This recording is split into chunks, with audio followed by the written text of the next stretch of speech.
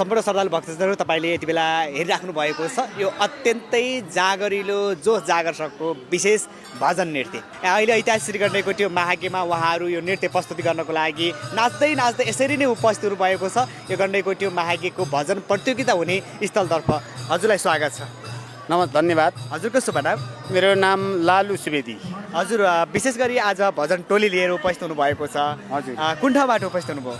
हामी बागलुङ गलकोट नगरपालिका ward number 4 चमुवा टोलबाट हामी आएका हौँ। गलकोटबाट आउनु? हजुर। कति टाढा पर्यो गलकोट चाहिँ र अहिले यो गण्डकीको त्यो महाकेमा? हामी बिहान 5 बजे गाडीबाट यात्रा सुरु गरेका थियौँ। हजुर। यहाँ लगभग 5-10:30 बजे यहाँ आइपुग्यौँ। हजुर। 5-7 घण्टा लागेर हजुर, तपाईँ यात्रा गरेर यो कोट्नेको त्यो महायज्ञमा आउनुभयो। हजुर। अनि यो प्रवेश गर्दै गर्दा दर्शन पनि गर्नुभयो होला पक्कै? हजुर। कस्तो लाग्यो त्यो महायज्ञ? धेरै राम्रो। जति आस्तिकहरू चाहिँ हुनुहुन्छ नि, हजुर, हाम्रो हिन्दू वैदिक सनातन धर्म बचाउनको लागि जति सधैँ गुरुजनहरूले अथवा तपाईँहरू जस्ता मिडिया कर्मी, अब हाम्रा चाहिँ यस आयोजक कमिटीका पदाधिकारीहरू, उहाँहरूलाई धेरै नमन गर्न चाहन्छु म। हाम्रो भजन समूहको नाम बरपिपल संरक्षण समूह मा अंकित छ। हामीले त्यति झाँकी प्रदर्शन हामीले चाहिँ यो किनभने कृत्रिम हामीले चाहिँ नगरेर हामीले मौलिक चाहिँ जस्ता हाम्रा बाजेहरूले चाहिँ जे गर्दै आएका थिए, हामीले संस्कार धान्नको लागि हाम्रा पुर्खाहरूले गरेको चाहिँ यी कर्महरू, भगवानका नाम संकीर्तनहरू जति चाहिँ हाम्रा आत्मामा मनमा भगवानका चाहिँ नामहरू आउँछन्। अब जस्तै भनिन्छ नि, नारायण हरि हरि भन्छु घरि कसलाई मानौ आफ्नो प्रभु रूपै थरी।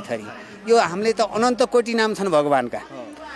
त्यस्तै हामीले हाम्रा पुर्खाहरूले जे लाइन लगाइदिनु भयो, त्यो हाम्रो सत्कर्म धानियोस्।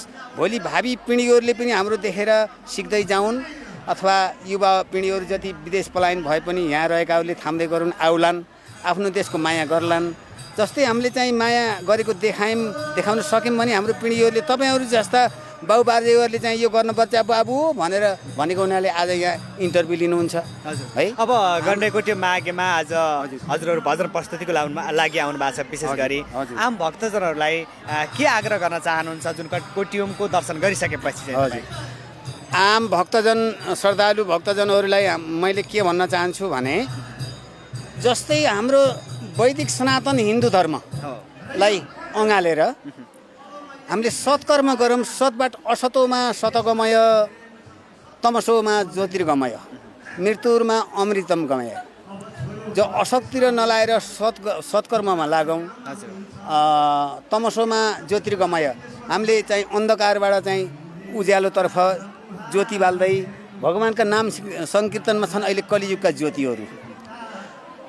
कीर्तन के कलो कीर्तन केशव, भगवानले भन्नुभएको छ कि कीर्तनमै म हुन्छु।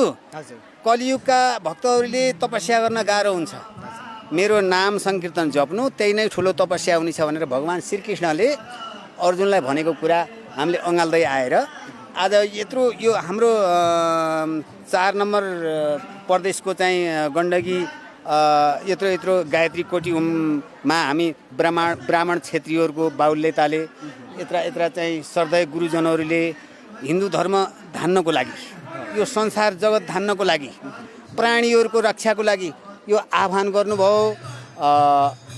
यो कोटियुम चाहिँ गायत्री कोटियुम, गायत्री माता भनेकी के हुन् भने वेद माता हुन्। वेदकी पनि आमालाई गायत्री भनिन्छ। जस्तै उहाँहरूलाई धेरै नमन गर्न चाहन्छौँ हामी सबैका तर्फबाट। म मात्रै नभएर उहाँ महिला दिदीबहिनीहरू, नानी बाबुहरू, मेरा दाजुभाइहरू, बुवाहरू पनि नभइकन म मात्रै त हुँदैन नि है। 4 पाङ्ग्रा नभएसम्म रथ उड्दैन। त्यस्तै विशेष भजनको लागि तयारीको लागि आउनु पर्छ। तपाईँहरूको समयलाई हामी हार्दिक शुभकामना अर्पण गर्छौँ। ल, धन्यवाद समयको लागि।